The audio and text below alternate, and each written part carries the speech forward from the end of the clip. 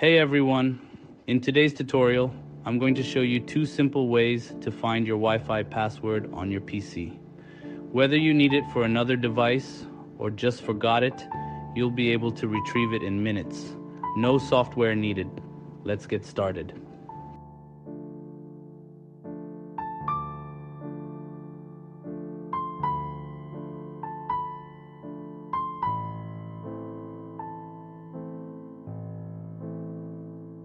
First, click on Search and type Network Connections and press Enter.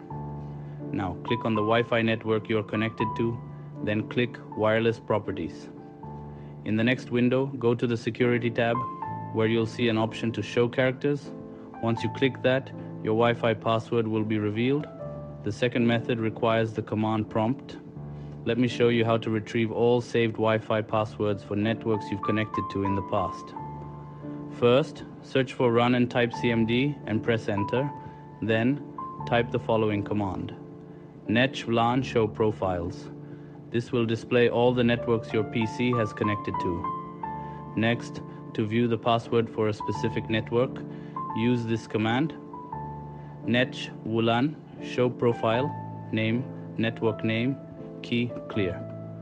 Make sure to replace network name with the name of the Wi-Fi network you want to check. Scroll down to the key content section, and there's your Wi-Fi password. And there you go, two quick and easy ways to find your Wi-Fi password on your PC.